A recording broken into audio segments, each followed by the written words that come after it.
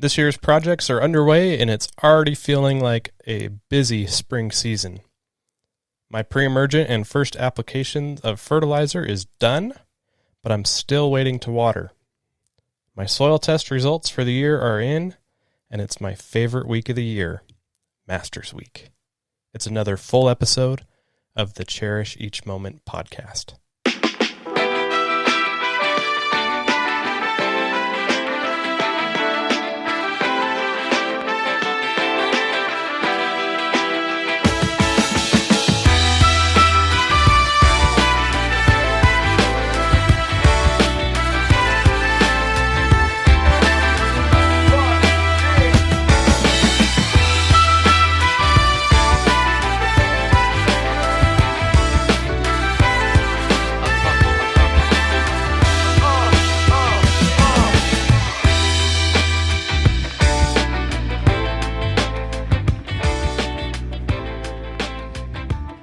All right. Excited for another episode. Spring projects got off to a big start. I dug about 85 feet worth of trenches. And I'd like to brag and say that I did that by hand, but I didn't. Dug 85 feet worth of trenches for sprinklers so the putting green can have its own dedicated exclusive zone of sprinklers. That was an all-day project.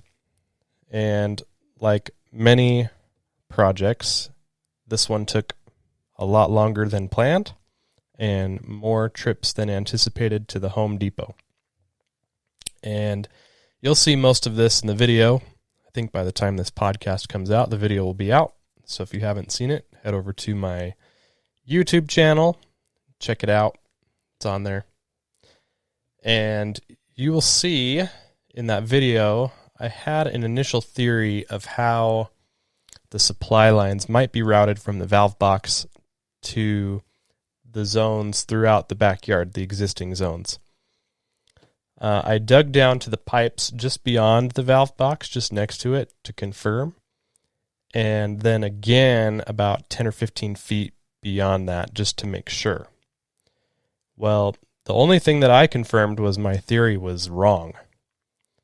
So that was a bit frustrating. My biggest concern was breaking an existing pipe because I wanted to avoid any unnecessary repairs. So now, not knowing where anything is, I'm really just going at this blind. And this is a good place to bring up this side note. Anytime I talk to someone who is installing an irrigation system, I highly, highly recommend taking as many pictures as you can before all of the pipes are buried, everything's backfilled, so that you can just know in the future and have a good idea of where things are and how the system is set up. And if you can, get a drone up in the air and get a nice overhead shot if possible. And that, I wish I had that when I did this project. So I had to come up with a plan B. Rather than teeing off of the supply line straight away from the valve box where I had dug that empty hole, I decided to expand my first hole that was closest to the valve box, since I knew the pipe I needed to tap into was there. So I trenched away from that spot at a 45-degree angle towards the corner of the putting green near the fence. And then about 3 feet or so into that trench, I branched off and trenched alongside the edge of the fringe on the front side of the putting green. That's the side that faces the trampoline. And that trench went to the opposite corner of the first sprinkler. I had a bit of a hiccup with the trenching machine that I rented from Home Depot. This is why I had to make an extra trip or two over there. I brought it home, and as I was trying to start it, the rope on the recoil starter broke completely off. Nothing I could do. So I didn't even get off the trailer, which is probably a good thing. So I had to take it back, get another one, and I ended up bringing home a bigger machine, a bigger trencher. Had tracks on it, and that was kind of fun. Way more machine than I needed, but it got the job done pretty quick considering how many times I needed to pause and remove large rocks out of the way. It's just baffling to me how many rocks I find when I dig around the property. I've got a big pile in the backyard. Maybe I'll find something to use them with later. But it was slow and steady work from there. I nearly got all my supplies for sprinkler hardware on the first go. I was almost really impressed with myself. It wasn't until I was ready to connect the sprinkler heads to the funny pipe that I realized I didn't buy enough of the barb elbows to connect the funny pipe to the PVC supply and the funny pipe to the sprinkler heads. I needed 4. I bought 2. So I ended up with a total of 4 trips to Home Depot. And the last trip was for a whopping $3 in purchases. The most exciting part of the project was being able to test all my work, and I'm happy to report that after testing all of the backyard zones, there were 0 breaks, and everything is working great.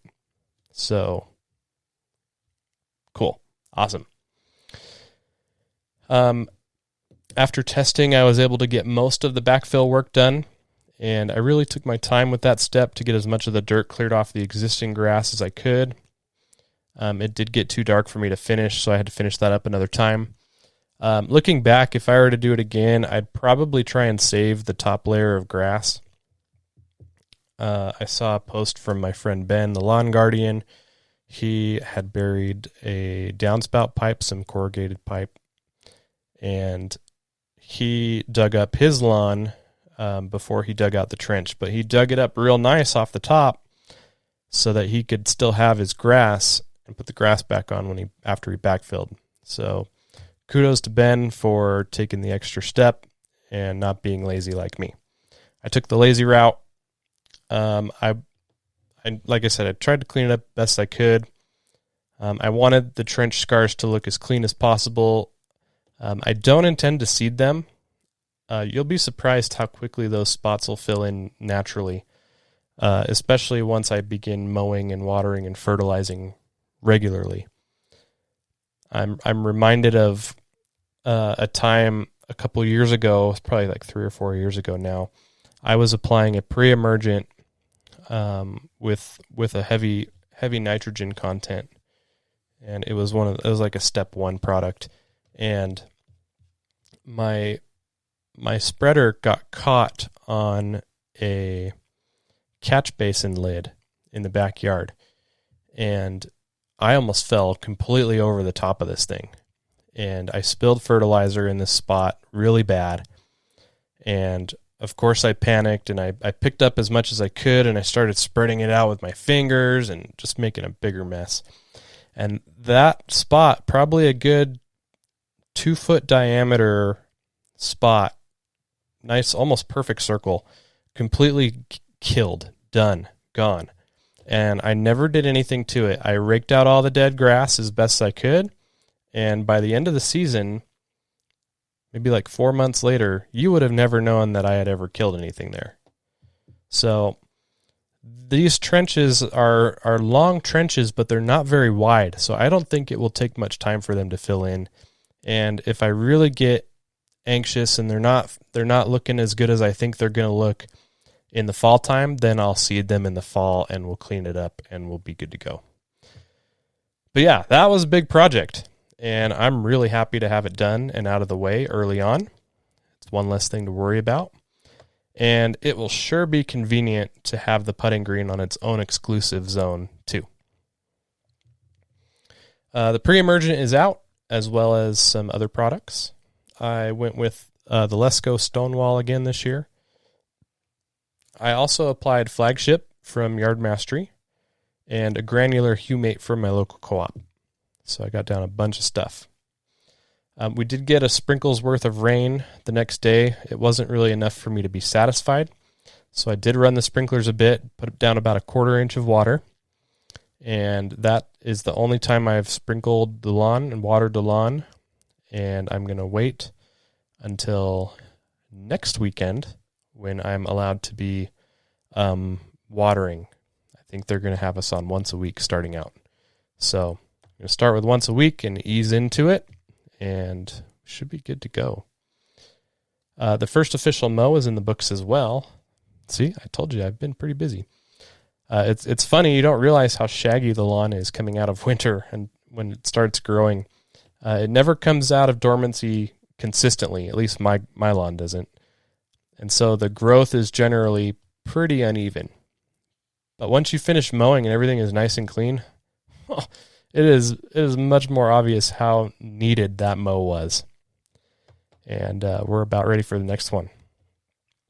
I did have a bit of a scare before I mowed the backyard. The Time Master wouldn't start. So I thought, oh, this is a great way to start the season. It had gas in the tank. I just filled it up. I knew there was gas in there. I pulled the spark plug, and it was definitely dirty. And I probably should replace that one soon. But I made sure to tighten it up nice and snug when I put it back on. When I took it off, it felt a little loose. And I think that was the problem. I think the spark plug was just too loose, and there wasn't enough. It wasn't getting spark where it needed to go. So I gave it another go and started right up. So thankful that was an easy fix. But as you can tell, a lot of exciting things going on over here, and we're already off and running. We're just getting started too. Can't wait. Got a lot to talk about in this episode here. I'm excited you're listening. I hope you enjoy it. Be right back.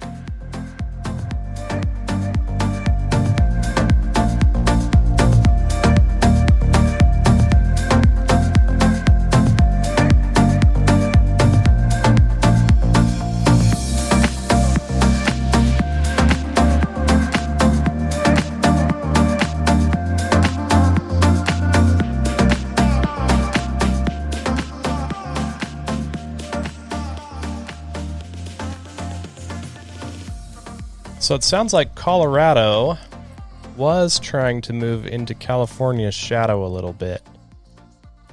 Got a couple of excerpts from an article that I stumbled upon about my neighbors to the east.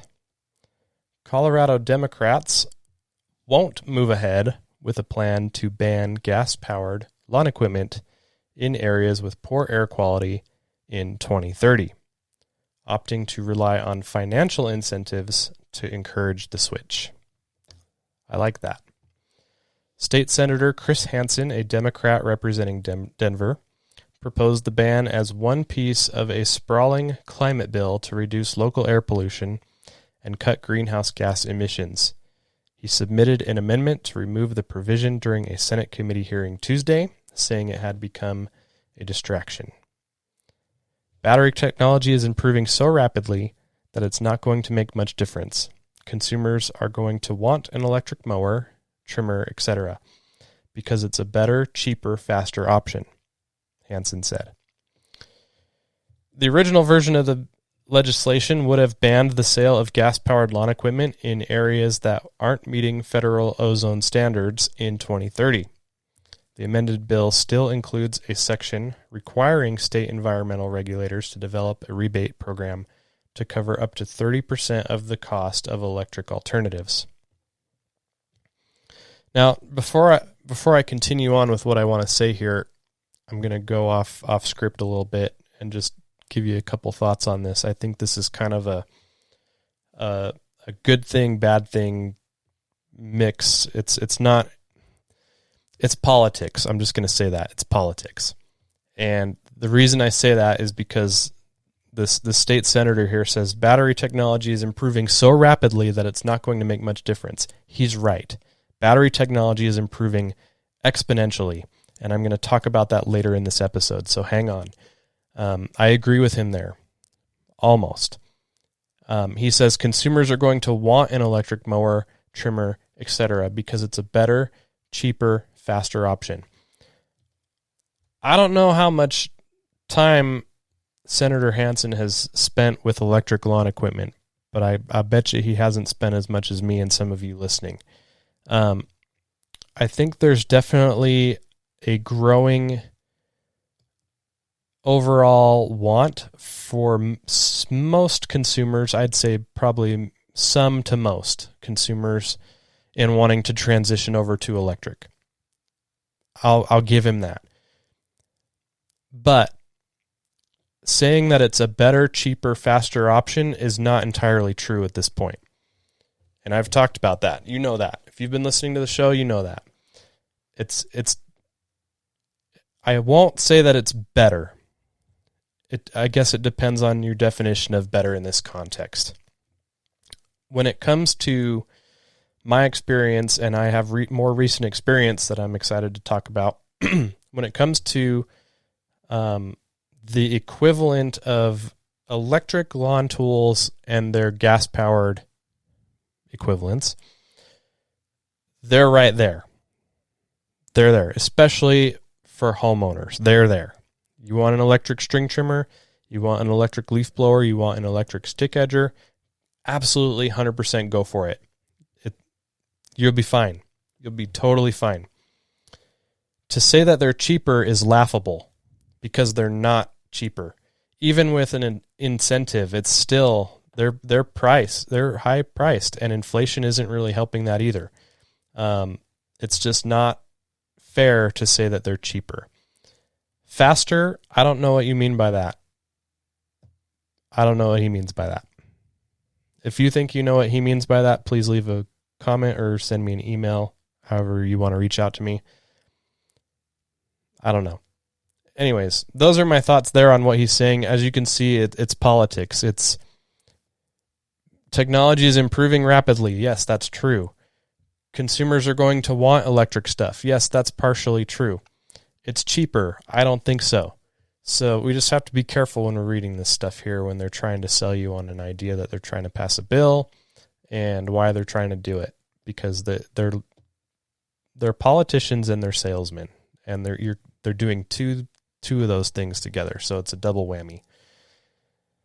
Okay, now that I'm through that, by comparison, Utah has similar programs to encourage residents to make the switch from gas machines to electric.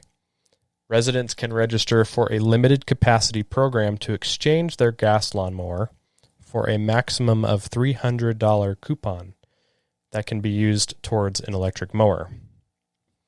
Without a trade-in, residents can still get $150. In 2021, Salt Lake City provided funding for the exchange of 509 mowers, which they claim removes about 4 tons of pollution from the air each year. This year, their goal is to exchange 1,000 mowers. I think these programs are helpful. I do wonder, though, how many people are unhappy with the electric mower they chose to replace their gas mower with. I think that would be an interesting survey. And I'm not asking that to harp on electric mowers, because I don't think that they're quite there yet. Especially they're not as there as the electric string trimmers and leaf blowers. They're not there yet. String trimmers and leaf blowers are much more advanced than the lawnmowers as far as getting up to the being able to compare with gas. But I'd be curious to know if people are satisfied with the switch, or if they're missing the gas. As I've said before, electric lawn equipment has made great strides over the past few years, and I'm fully confident in recommending the handheld tools like leaf blowers and string trimmers and stick edgers. But I'm not yet at a place where I can confidently tell someone they should absolutely 100% go get a battery lawnmower. If you want to hear more of my thoughts on that, you can listen to many of the previous episodes of this show. If I remember right, when these programs first started a few years ago, people who opted into the exchange, they didn't have a choice about what electric mower they got. it was pre-selected, and you picked it up when you traded in your gas mower. You made an appointment, you signed up for the program, they told you where to go and when to be there, and you took your gas lawnmower with you, and then you left with a new electric lawnmower. You didn't get any choice in brand or model, nothing. So I like now that you get a coupon that's good for up to $300. That's a pretty good chunk of change. And you can put that towards a mower of your choosing. That there would better entice me to enroll in a program like that. Even if the $300 doesn't fully cover the cost of the new electric lawnmower, that's still a pretty substantial fraction of the cost for most homeowner electric lawnmowers at this point. And it's way better than nothing. Well, it seems like I can't do an episode anymore without a quick water conservation update. I just want to quickly mention a tweet that I saw from the Utah Department of Natural Resources the other day. It said, and I quote, "Don't quench your lawn. Keep it thirsty." Clever. When you water as little as possible, the grass roots grow deeper, making the grass more resilient. And then they thank the local news station for helping them spread the word about conservation and link the article. I've got to say that I appreciate the fact that I'm seeing more education around conservation so far this year. That's a good thing. I just think this tweet could have been misinterpreted a little.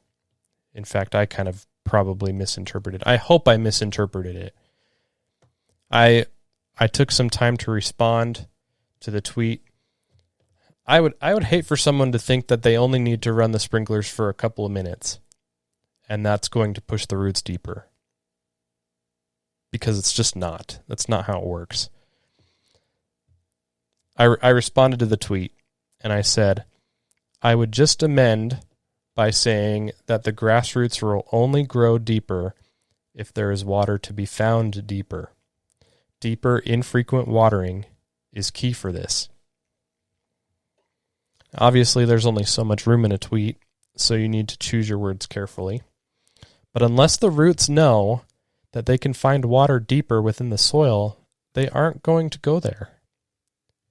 You've got to water enough during your watering time so enough water can get deep into the soil, and then you wait several days for the upper layers of the soil to dry out. And as the water continues to soak into the deeper layers of the soil profile, the roots follow it because where they were previously getting water is drying up. This relates to understanding how long it takes for you to get a proper amount of water down to accomplish that. You want a half an inch of water twice a week. That's ideal. And depending on what kind of sprinklers you have, among other things, how long it takes you to get a half an inch may be drastically different than how long it takes me. But like I said, I feel like the education is better. I'm genuinely happy to see that. In fact, the article mentions that the moisture content is pretty high right now, and I believe that. We've had some rain recently, and it's been a little chilly, so the soil hasn't really been drying up. They also mentioned using a screwdriver to test the soil moisture. That's kind of on the right track, but if you can't shove a screwdriver into the ground and you know you're not on top of a rock, which is not uncommon here, you've got compaction issues, and you need to consider aerating and opening up your soil.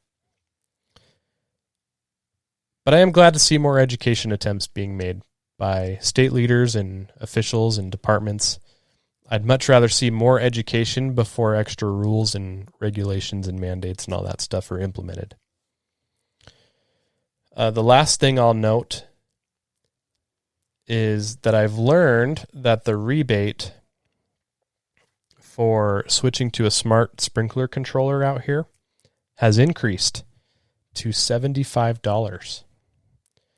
I remember getting a $50 rebate after buying my Ratio a few years back.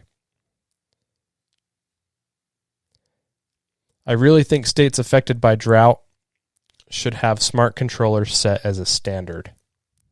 It never fails. It never fails. When it's raining outside between April and October, I can always bet on seeing sprinklers going somewhere as I'm driving around town. Every single time. Rebates are great, but I think more can be done to get everyone to switch to a smart controller. There are some great inexpensive options available now that make this kind of a change a real no-brainer. You should never see sprinklers going on rain days. I'd be totally behind warnings that lead to fines for things like that. And I know some rain days, there's barely enough accumulation to even do anything. That's not what I'm talking about. I'm talking about the real rain days, where it's an absolute complete waste of water to run the sprinklers. If leaders in drought states are serious about water conservation, there's one major area they can improve upon right there.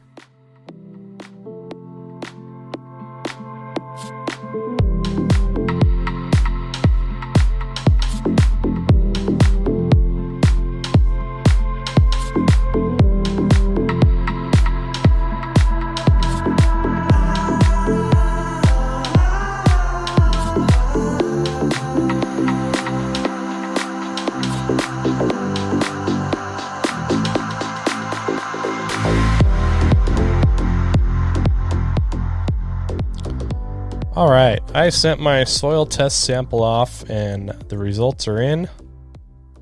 Always an exciting time of the year. If you've been listening to the show long enough, first of all, thank you. Really appreciate that. One of the earlier episodes of the show was about a year ago now. I took my soil test results from 2020 and from 2021 over to John Perry's place. We had a really great discussion about his thoughts on my results and on soil testing in general. Well, this year's results are here, and to put it bluntly, I'm a little surprised. Before I go over just a couple highlights, I want to remind you of what my goals are from the past couple of years and going forward, as you'll see. What I've really been focusing on when it comes to product selection and where I'm trying to make moves on these results. Obviously, pH is super important. It's the first item I look at when I look at soil test results. Last year, my pH was borderline high, coming in at 7.13. This year, it's at 7.02. So that's good. It's minor, very, very minor movement, but it's in the right direction. It's coming down. I want to get it below 7. So the plan going forward is to continue adding 2 applications per year of elemental sulfur. Actually need to go get some of that tomorrow, probably. Need to put that on my to-do list. It takes a while to break down, so I'm hoping over the next couple of years to continue seeing that pH trending downward. Last year, I continued to avoid any products with phosphorus. In 2021, my phosphorus levels were at 14.28.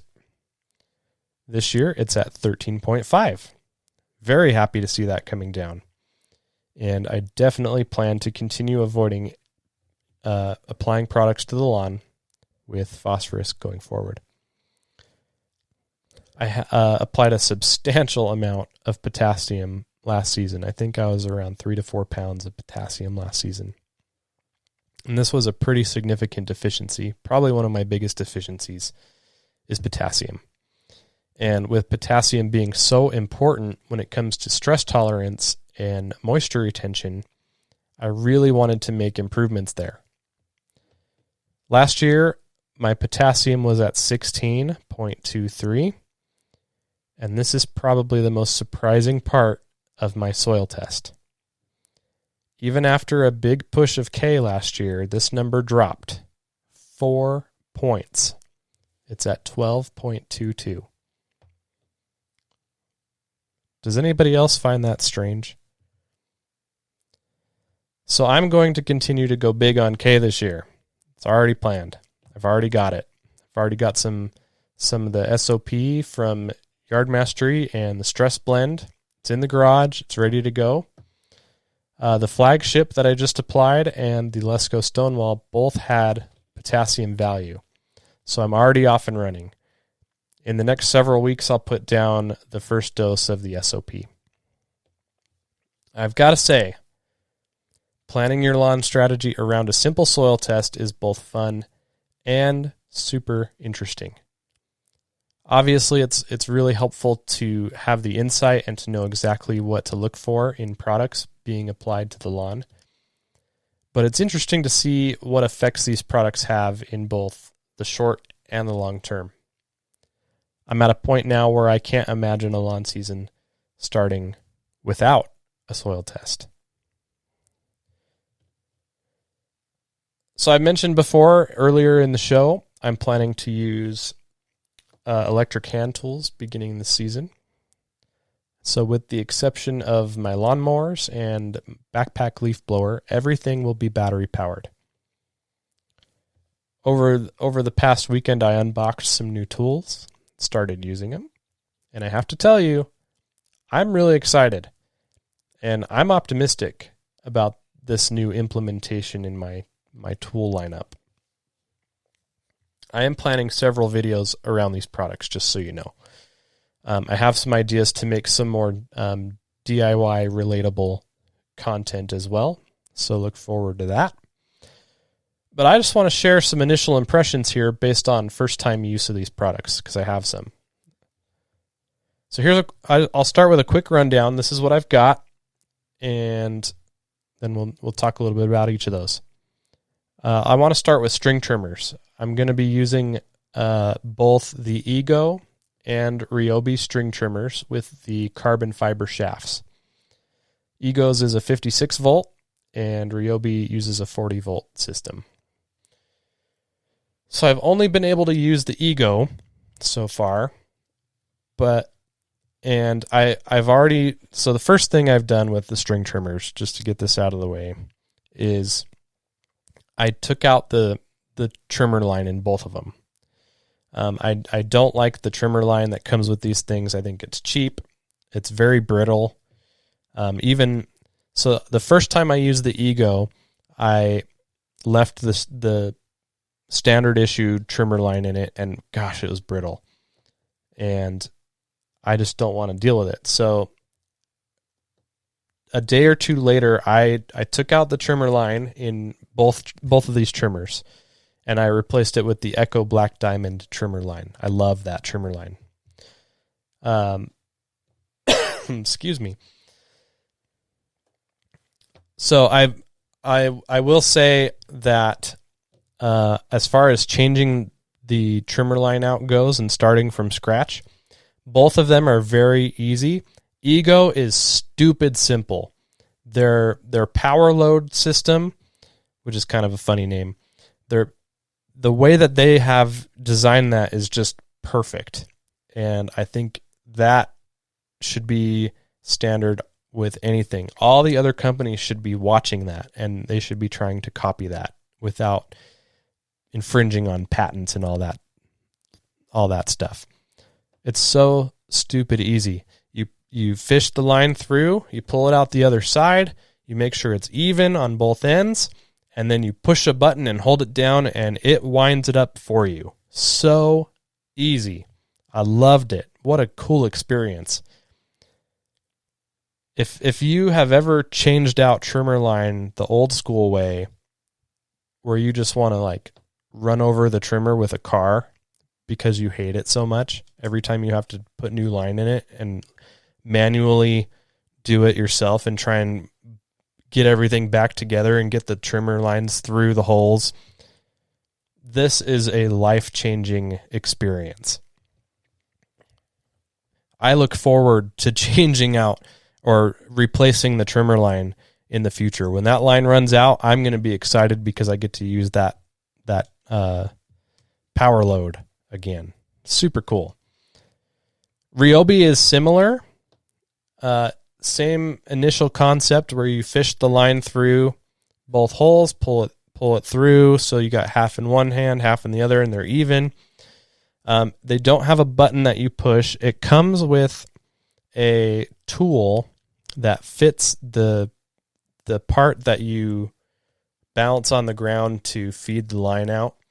That has ridges in it around the outer edge of it, and the tool fits that.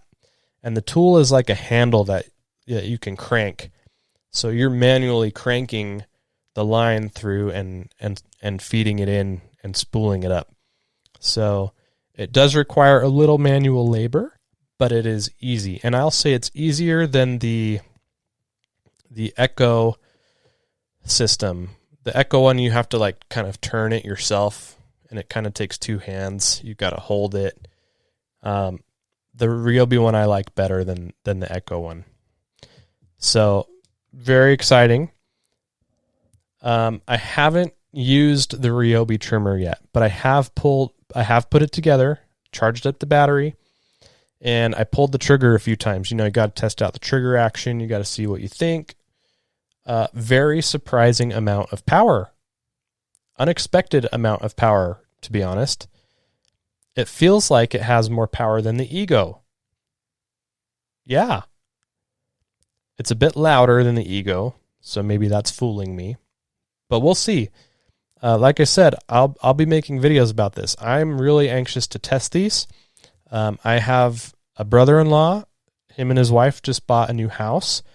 They are going to need lawn equipment, and he doesn't really know anything about lawn equipment. So I'm going to bring him over, and we're going to make a video of him trying these things out. And I'll bring the Toro one out for him to try too. And maybe I'll bring my dad's Milwaukee trimmer over so he can have a nice variety of different brands. And we can talk about what's different about them and maybe see which one he likes better. I think that would be fun. So really looking forward to stuff like that. That's the kind of content I'm looking forward to. As for leaf blowers, I still have Toro's 60-volt leaf blower. I really like that one. I also have Ryobi's new Whisper Quiet leaf blower, the 40-volt. Ryobi is helping out with the channel a little bit this year, and I'm really excited about that. They did send me these tools to use and to try. They are genuinely competing with Toro as far as build quality and power is concerned, at least in the leaf blower category. I'm not going to put them up against anything else yet. But in the leaf blower category, I've used the Ryobi leaf blower enough to be able to say this. They're competing with Toro with this leaf blower. In fact, I think the Ryobi has a higher CFM rating than the Toro one. Does a really good job. I need to see how big of a difference there is in battery life and other things like that, because leaf blowers are generally battery suckers in my experience. That's something I want to be better at is testing battery life on all products. It's a painful process waiting for batteries to die. It's pretty boring. Last but not least, I can't leave out the rotary scissors. I'm still running the same setup with the Milwaukee multi-head tool, and it works great. I love it. The rotary scissors are just loud. That's the only thing I don't like. I also forgot to mention the stick edger. I skipped over that paragraph. The stick edger, I'm using Toro's stick edger, and that, I've got to say, is already one of my new favorite tools this year. The Toro 60-volt stick edger. If you're looking for a stick edger, go get one. I redefined the edges around my front yard with it, and it worked really, really well. It has a really nice amount of power to it. It doesn't feel like cheap plastic. It is really fun to use. I wish I had more of a need for it. I might have to look for some opportunities to use it because it's very fun, very enjoyable. So I've got to tell you, I'm honestly looking forward to using these tools full time. I really am. I've been really unsure about it. But now that everything is unboxed and put together and I've used most of them at least once, I have a lot more optimism. I'm excited.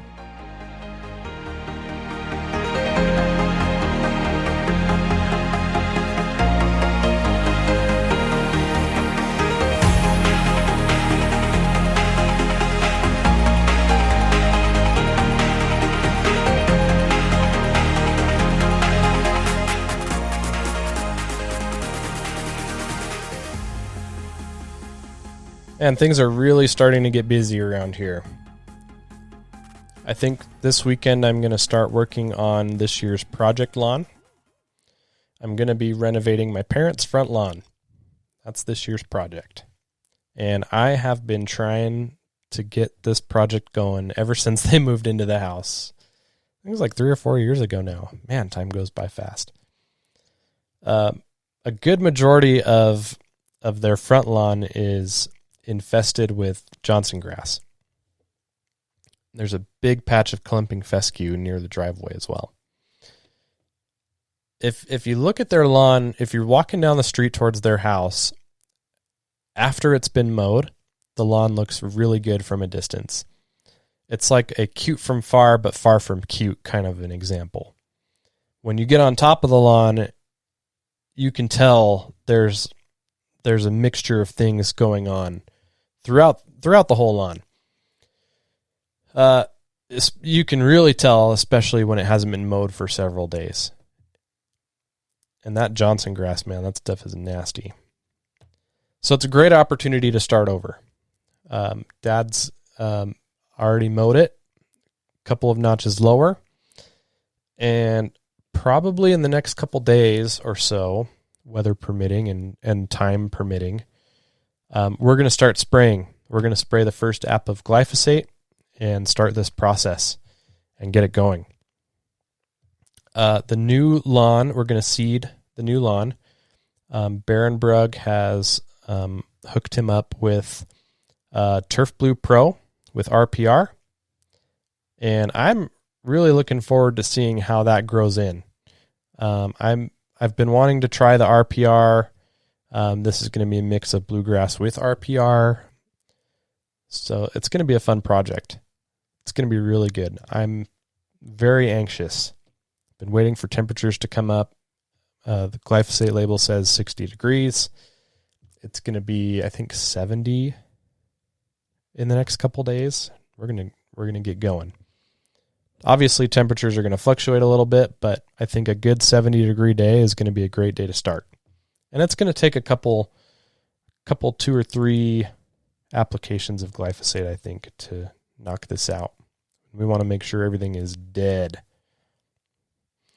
I've also ordered my shed for the second time. I tried to snag the Black Friday deal back in November, but they couldn't hold my order for longer than 3 months, unfortunately. So I had to cancel it. They had a pretty decent deal recently, though. Not as good, but good enough to pull the trigger. And the sooner we can get this shed in here in the backyard, the better, because the garage is just, I'm done. I try to keep it organized, and you just got to move 10 things to get to another thing. The install is scheduled. They're gonna come out and build it and put it together at the end of the month. So there's going to be a lot of prep work happening in the backyard here pretty soon, probably in the next week or two. We're going to dig out some of the grass. It's going in the very back corner behind the putting green. And I don't know if you can tell on camera, but that part of the lawn from the edge of the putting green up to the back fence, it slopes up to the fence. And in some areas, it's more significant than others. It's not too bad over in that corner, but my neighbor that's doing my concrete told me that we do need to dig some of that out just to kind of make sure we have a more decently leveled surface to do the concrete. So we're going to dig out some grass. We're going to get a level area ready for concrete. Concrete's going to go in, and concrete will probably have a couple of weeks or so to cure before the shed goes in. And to say I'm excited about that is an understatement. I've been wanting to do this for a long time now. Long time. So as you can tell, there is quite a lot of things going on. There's going to be quite a bit to talk about coming up here as we get into full on spring. The teasing season is just about over. We're almost there. We're almost ready to go. I can't wait. And now I would be remiss if I didn't mention just a little bit the best week of the year. It's Masters Week. And Augusta National, the course looks so good. It just looks better than ever. And I'm sure the TV just doesn't do it justice. It really doesn't. I honestly pay as much attention to how good the course looks as I do the golfing action. I love seeing Tiger Woods back in the field. I'm recording this episode of the show. This is Thursday night, so round one is over. And gotta say, Tiger had a good outing. Amazing outing, actually. I think he's already surpassed any expectations. Recovering from his injury and putting in all the work that he put in to get back so quick. So much talk leading up, rumors leading up to him actually competing in the Masters. And here he is, and what a day. Had some quality moments, had some moments similar to how I play golf, where you're out in the trees, but Tiger does Tiger things and makes magic happen. Incredible comeback. I love a good comeback. So excited to watch Tiger the rest of the weekend. Getting out to Augusta National is definitely on my bucket list. Definitely on my bucket list. I need to start entering the lottery for tickets. Just the more chances you give yourself, the more chances you have to go. But I need to do that.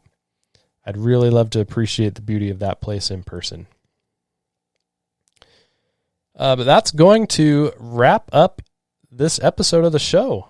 Thank you so much for listening and for cherishing these moments with me.